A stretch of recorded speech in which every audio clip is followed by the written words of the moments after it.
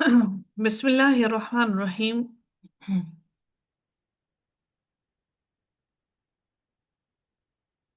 आगाज होता है जी रुकू नंबर 3 का। और इसकी तफसीर को देखते हैं। अल्लाह रब्बुल इज्जत इरशाद फरमाते हैं, सूरतुल हिजर चल रही है। रुकू नंबर 3 आयत नंबर 26 से अल्लाह ताला इरशाद फरमाते हैं, वलक़द खलक़नल इंसान मिन सलसालिम मिन हमाइम मसनून। और हमने इंसान को बदबूदार कीचड़ से बजने वाली मिट्टी से पैदा किया। यानी चिकनी मिट्टी, यानी वो मिट्टी जो कीचड़ से बनी थी और खुश्क हो गई थी, यानी साफ और शफाफ थी। यानी पहले वो बदबूदार कीचड़ से बजने वाली मिट्टी से मुराद क्या है कि वो खुश पहले चिकनी थी और फिर उसमें बदबू आने लगी और फिर वो खुश्क हो गई। हमा इन दर हकीकत ये जो लफ्ज है हमा इन मसनून, हमा इन का ये जो लफ्ज है ये हमातुन की जमा है, जिसका मतलब होता है बदबूदार। ये मिन की वजह से इसके नीचे जेर आई है। ये हमातुन, हमातुन की जमा है, थाय मरबूता गोलता आती है। और जिसका मतलब होता है बदबूदार कीचड़। मसनून से मुराद क्या है कि कालिब में ढाली गई, यानी कि किसी को सांचे में ढाला गया हो। यानी खमीर शुदा गारे से पैदा किया, जिसमें खुश्क होने के बाद खनखनाहट की आवाज पैदा हो जाती है। जैसे ठीकरी होती है ना, कंकर होते हैं, जब आप उसको फेंकते हैं तो वो आवाज देते हैं। अल्लाह ताला ने इंसान को एक ऐसी मिट्टी से पैदा किया जो खुश्क, पहले कीचड़ थी, बदबूदार थी, और फिर उसके बाद उसमें उसको वो उसके अंदर खनखनाहट की आवाज आने लगी। यही वजह है कि इंसान बहुत सी बातों में बात बात पर उछलना कूदना और बहुत सी बातों पर उसको उसका जोश आना शुरू हो जाता है उसके अंदर। और क्योंकि अल्लाह ताला ने इंसान को उस नुत्फे से पैदा किया, और वो नुत्फा भी चूंकि वो बहुत तेजी से निकलता है, इसी तरह से इंसान के अंदर भी वो तेजी मौजूद है। उसके दिमाग में, उसकी बातों में, और उसके उसके लबो लहजे में, उसके अंदर वो तेजी मौजूद है। इंसान को अपने अंदर उस तेजी, अल्लाह ताला ने ये हमारे अंदर, हमारे लिए खास तौर पर ये एक, अल्लाह रब्बुल इज़्ज़त ने हमारे लिए एक इम्तिहान रखा है कि हमें उस तेजी पर काबू पाना है। हमें अपने उस नफ्स पर काबू पाना है जो हमें हर वक्त बुराइयों की तरफ लेकर जाने की कोशिश करता है। फिर अल्लाह ताला ने फिर इरशाद फरमाया, वल वल जान्ना खलकनाहु मिन क़ब्लु मिन नारिस समूम। अल्लाह ताला फरमाते हैं, और इससे पहले जिनों को हमने आग की लपेट से पैदा किया। इंसान का बता दिया कि इंसान को अल्लाह ने कैसे पैदा किया। अब जिनों की बात हो रही है, आग आग की लिपट से पैदा करने से मुराद के समूम का मानी होता है ऐसी शदीद गर्म हवा है जो शिद्दत हरारत की वजह से इंसान के अंदर घुस जाती है। और जिनों को ऐसी आग से पैदा किया गया जिसमें हवा मिली हुई थी, यानी कि हवा थी, उस गर्म हवा, जिस लू होती है ना उस तरह। समूम का मतलब होता है सख्त गर्म हवा। यानी इतनी गर्म हवा से जो आग जैसी गर्म हो और हर चीज को झुलस कर रख दे, जिससे मालूम हुआ कि जिनों की पैदाइश में आग को इस्तेमाल किया गया।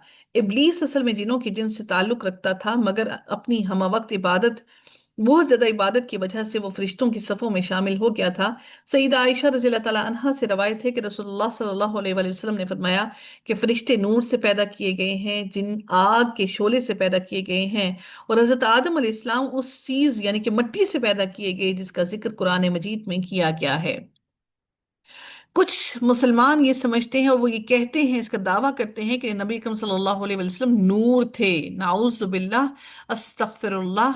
और उनको ये बात समझनी चाहिए, वो कुरान की आयतों के मुनाफी हैं कि अल्लाह रब्बुल इज़्ज़त ने कुरान के अंदर इरशाद फरमा दिया कि अल्लाह ने फरिश्तों को नूर से पैदा किया, इंसान को अल्लाह रब्बुल इज़्ज़त ने मिट्टी से पैदा किया, और जिन्हों को अल्लाह रब्बुल इज़्ज़त ने आग से पैदा किया।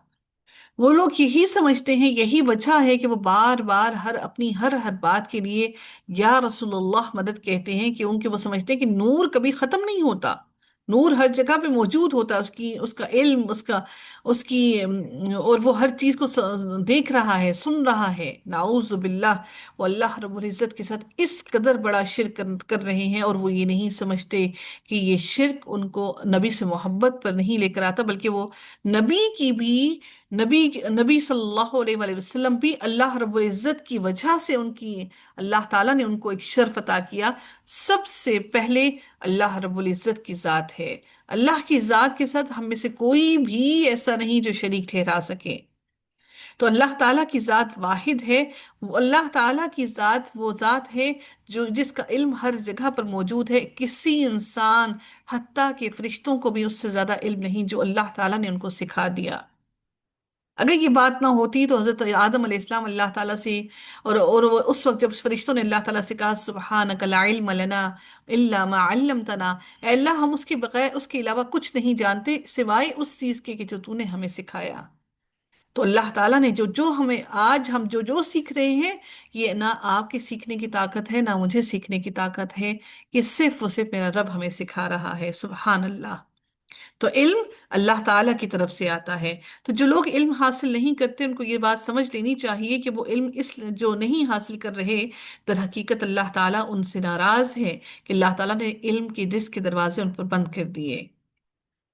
پھر اللہ رب العزت اگلی آیت میں مزید ارشاد فرماتے ہیں وَإِذْ قَالَ رَبُّكَ لِلْمَلَائِكَةِ إِنِّي خالق بشرا من صلصال من حمأ مسنون، اور جب تیرے رب نے فرشتوں سے کہا کہ یقیناً میں بدبودار کیچڑ سے بجنے والی مٹی سے ایک انسان پیدا کرنے والا ہوں، تو اللہ تعالیٰ پھر فرماتے ہیں فَإِذَا سَوَّيْتُهُ وَنَفَخْتُ فِيهِ مِن رُوحِي فَقَعُوا لَهُ سَاجِدِينَ، پھر جب میں اسے پورا بنا دوں اور اپنی روح سے اس میں پھونک دوں تو اس کے آگے سجدہ کرتے ہوئے گر جانا. حضرت اللہ تعالیٰ نے یہ فرشتوں کو حکم دیا کہ روح کو پھونکنے کا مقصد یہ تھا کہ اللہ تعالیٰ کی صفات کا ہلکا سا پر تو اللہ تعالیٰ میں اللہ تعالیٰ نے اپنی صفات میں سے، اللہ تعالیٰ نے اپنی اللہ تعالیٰ نے خود روح کو پھونکا. یہ اللہ تعالیٰ کی صفت ہے کہ اللہ تعالیٰ نے روح کو کہ اللہ تعالیٰ روح کو پھونکتے ہیں ہر جاندار کے اندر. تو اللہ تعالیٰ کے حکم سے وہ پیدا انسان کو اللہ نے بنایا، اور پھر اللہ تعالیٰ نے انسان کے اندر روح کو پھونکا، اور انسان کو اللہ تعالیٰ نے اس طرح سے اس کے اندر روح پھونک کر اللہ تعالیٰ نے تمام جانداروں سے سب سے بڑھ کر عقل، تمیز، قوت، طاقت اور اختیار عطا کر دیا. یہ اللہ تعالیٰ نے ایک انسان کو ایک باقیوں سے بڑھ کر ایک صفت عطا کی. اسی لیے اللہ رب العزت نے انسان کو زمین پر خلیفہ بنا کر بھیجا. خلیفہ سے مراد کیا کہ اللہ تعالیٰ کی قانون کو، اللہ کی شریعت کو زمین پر نافذ کرے گا. تو اللہ تعالیٰ نے اسی طرح سے پھر فرمایا فَقَعُوا لَهُ سَاجِدِينَ، تو اس کے لیے آگے سجدے کرتے ہوئے گر جانا، یعنی آدم کو سجدہ کرو، یعنی اللہ تعالیٰ کے حکم کی تعظیم اور آدم کی عزت و تکریم کے لیے اللہ تعالیٰ نے یہ حکم دیا، یہ عبادت کے لیے نہیں کہا. پھر اللہ رب العزت مزید فرماتے ہیں فَسَجَدَ الْمَلَائِكَةُ كُلُّهُمْ أَجْمَعُونَ، تو ان سب کے سب فرشتوں نے سجدہ کیا، سارے فرشتوں نے سجدہ کیا الا ابلیس، لیکن سوائے ابلیس کے.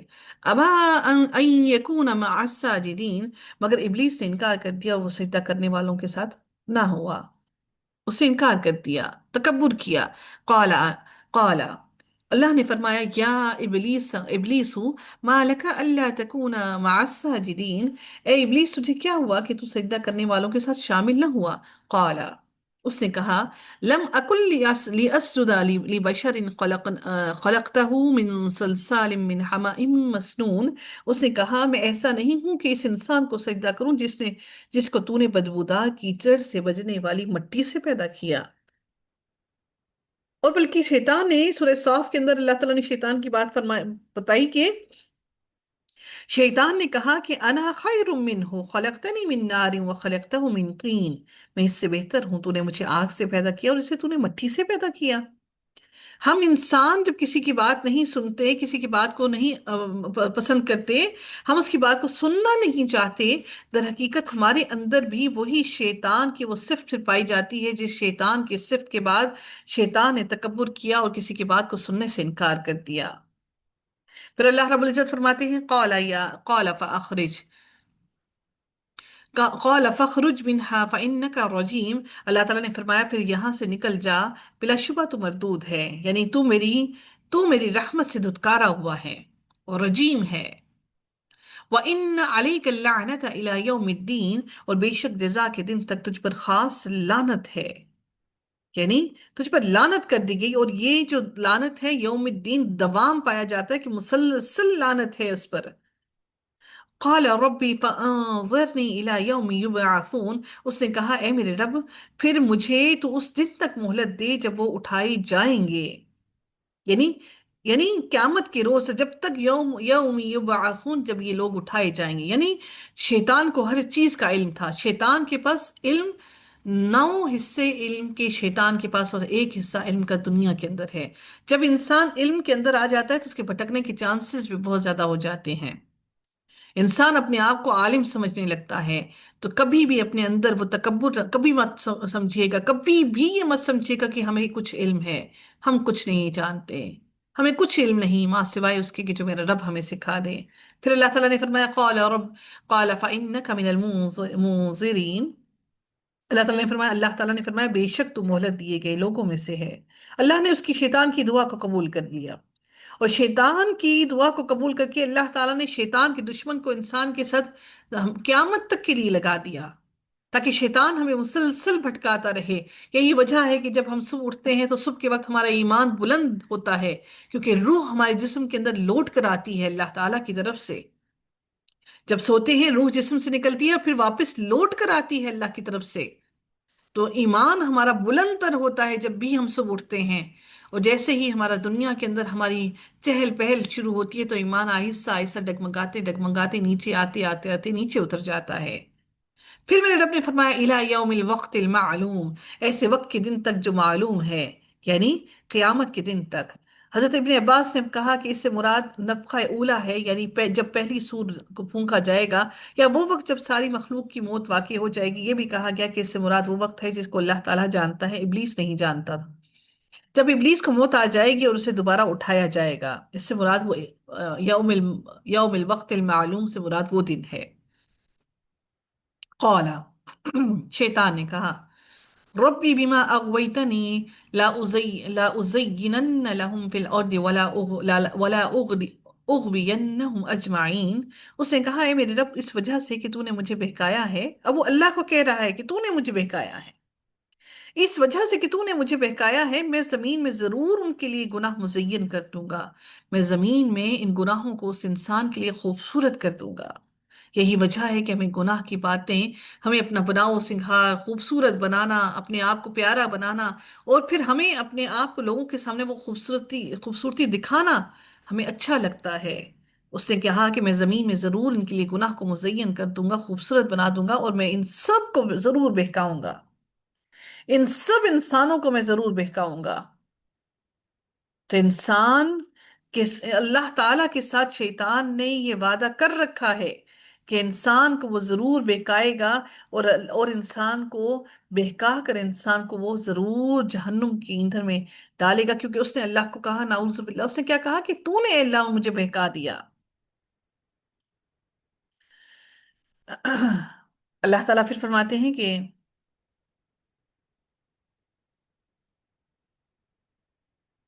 اللہ رب العزت سورہ کہف میں فرماتے ہیں کہ آپ کہہ دو کیا ہم تمہیں بتائیں جو لوگ اپنے اعمال میں سب سے زیادہ خسارے والے ہیں، وہ لوگ جن کی محنت دنیا کی زندگی میں ہی کھو گئی اور وہ سمجھتے رہے کہ یقیناً وہ اچھا کام کر رہے ہیں۔ یہی وجہ ہے کہ اہل کفر اور وہ تمام لوگ جو بدعت میں پڑے ہوئے ہیں، ان کو لگتا ہے کہ وہ بہت اچھے کام کر رہے ہیں، جبکہ ان کا کوئی بھی کام اللہ تعالیٰ کو پسندیدہ نہیں، اور وہ اپنے آپ کو تھکا رہے ہیں۔ اللہ تعالیٰ نے سورہ حامیم سجدہ میں فرمایا اور ہم نے ان پر برے دوست مسلط کر دیے ہیں، تو انہوں نے ان کے آگے اور ان کے پیچھے سے ہر چیز کو ان کے لیے خوشنما بنا دیا۔ اللہ سے دعا کیجئے کہ اللہ رب العزت ہماری اولاد کو اچھے دوست عطا کرے، جو ان کی آخرت کے فکر مند ہو اور ان کی آخرت کے لیے لے کر جائیں، آخرت کے رستے کی طرف لے کر جائیں۔ اللہ رب العزت پھر فرماتے ہیں الا عبادک منہم المخلصین، مگر ان میں تیرے وہ بندے جو خالص کیے گئے۔ ان کو شیطان نے کہا کہ میں تیرے مخلص بندوں کو نہیں بہکا سکوں گا۔ اللہ تعالیٰ ہمیں بھی مخلص بنا لیں، اللہ تعالیٰ شیطان کے واروں کو ہمارے اوپر کمزور کر لیں۔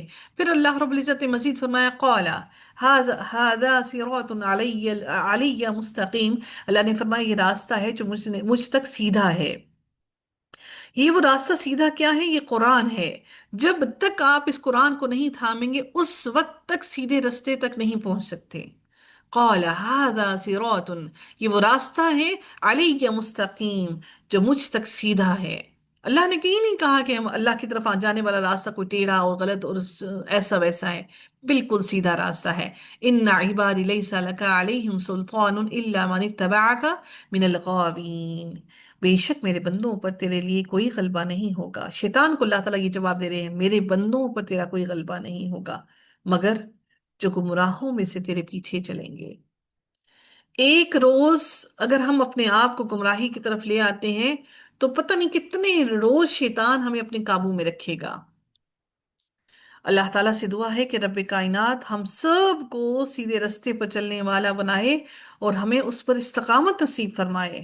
وَإِنَّ جَهَنَّمَ لَمَوْعِدُهُمْ أَجْمَعِينَ، اور بے شک جہنم یقیناً ان سب کے وعدے کی جگہ ہے، ان سب کے ساتھ جن کو شیطان نے بہکا دیا، جو شیطان کے پیروکار بن گئے، جو اس کی فوج میں شامل ہو گئے۔ لہا سبعت ابواب، اب اللہ تعالیٰ جہنم کو ایکسپلین کر رہے ہیں کہ اس کے 7 دروازے ہیں۔ لکل باب منہم جزء مقسوم، اور ہر دروازے کا ان میں سے تقسیم شدہ حصہ ہے۔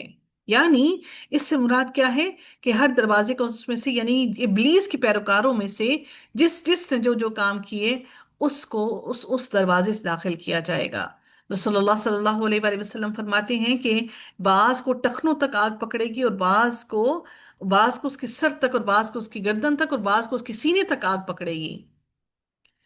جہنم کے 7 درجے ہیں۔ پہلا جو درجہ ہے نا، اب سنیے گا جو 7 درجے ہیں وہ کون کون سے ہیں۔ پہلا جو درجہ ہے وہ اس کو جہنم کہا جاتا ہے۔ ہم نے بہت جگہوں پر بار بار قرآن کے اندر پڑھا جہنم جہنم، لیکن وہ پہلا درجہ ہے جہنم کا۔ دوسرا درجہ لظا ہے، لام ظا اور چھٹی یہ۔ تیسرا درجہ حطامہ ہے۔ چوتھا درجہ سعیر ہے۔ پانچواں درجہ سکر ہے۔ چھٹا درجہ جہیم ہے، اور 7واں درجہ جہنم کا حاویہ ہے۔ اللہ رب العزت ہمیں جہنم کے عذاب سے محفوظ رکھے اور ہم سب کی مغفرت فرمائے۔ سیدنا عباس بن عبد المطلب سے روایت ہے کہ انہوں نے عرض کیا، یا رسول اللہ، ابو طالب آپ کی حفاظت کرتے تھے اور آپ کے لیے دوسرے لوگوں سے ناراض ہوتے تھے، کیا یہ چیز ان کے کسی کام آئے گی؟ آپ صلی اللہ علیہ وآلہ وسلم نے ارشاد فرمایا، ہاں، اب وہ جہنم کے اوپر کے درجے میں ہیں، اگر میں ان کے لیے سفارش نہ کرتا تو وہ جہنم کے سب سے نچلے درجے میں ہوتے۔ اللہ اکبر۔ رسول اللہ صلی اللہ علیہ وسلم نے فرمایا کہ قیامت کے دن دوزخ والوں میں سے سب سے ہلکا عذاب اس آدمی کو ہوگا جس کے پاؤں کے نیچے آگ کے 2 انگارے ہوں گے، جن کی وجہ سے اس کا دماغ کھول رہا ہوگا۔ نبی کریم صلی اللہ علیہ وسلم نے فرمایا کہ میں نے جہنم سے بھاگنے والے کسی شخص کو آرام کی نیند سوتے نہیں دیکھا، نہ ہی جہنم کے کسی خواہش مند کو آرام کی نیند سوتے دیکھا ہے۔ اور ہم جن کے اعمال ہی کچھ نہیں، ہم اتنے آرام کی سکون کی نیند سوتے نظر آتے ہیں کیونکہ ہمیں کوئی فکر ہی نہیں۔ اللہ رب العزت ہم سب پر اپنا خصوصی رحم فرمائے۔ جہنم میں توحید پرست جنہیں کچھ عرصہ بعد سفارش پر نکال لیا جائے گا، دوسرے درجے میں، اچھا درجے میں کون ہوں گے؟ پہلے درجے میں جہنم میں ہوں گے۔ جہنم میں وہ لوگ ہوں گے جو توحید پرست ہوں گے، جن کو نبی کریم صلی اللہ علیہ وسلم کی سفارش کے بعد جو انہوں نے توحید جن کے دل میں موجود ہوگا ان کو نکال لیا جائے گا۔ دوسرے درجے میں یہودی ہوں گے، تیسرے درجے میں عیسائی ہوں گے، چوتھے درجے میں صابی ہوں گے، پانچویں درجے میں مجوسی ہوں گے، چھٹے درجے میں مشرکین ہوں گے، اور 7ویں درجے میں منافقین ہوں گے۔ اللہ اکبر۔ منافق جہنم کے سب سے نچلے درجے میں ہوں گے۔ سوچئے کہیں ایسا تو نہیں کہ کہیں ہمارے عمل کے اندر، کہیں ہماری کام کے اندر کہیں تو منافقت نہیں آ گئی، کہ ہمارا عمل کہیں منافقت کو تو نہیں جا پہنچا۔ تو وہ منافق مسلمان بھی ہو سکتے ہیں، ہم جیسے لوگ بھی ہو سکتے ہیں جن کے عمل صرف لوگوں کو دکھاوے کے لیے ہوں گے۔ اللہ تعالیٰ سے اپنے لیے، میرے لیے اور اپنے گھر والوں کے لیے، اپنے اہل و عیال کے لیے، اپنے آنے والی نسلوں کے لیے رحم مانگیے۔ یقیناً یہ وہ دعائیں ہی ہیں جو ہمیں اللہ تعالیٰ کی غضب، غصے اور اللہ تعالیٰ کی ناراضگی سے بچا سکتی ہیں۔ یہی وہ دعائیں ہی ہیں جو ہمیں اللہ رب العزت کے قریب کر سکتی ہیں اور ہمیں شیطان کے وسوسوں، اس کی چالوں سے محفوظ رکھ سکتی ہیں۔ وآخر دعوانا الحمد للہ رب العالمین، صلی اللہ تعالی علی خیرہ خلقہ اجمعین، برحمتک یا ارحم الراحمین، سبحانک اللہم وبحمدک، نشہد ان لا الہ الا انت، نستغفرک ونتوب الیک۔ السلام علیکم ورحمۃ اللہ وبرکاتہ۔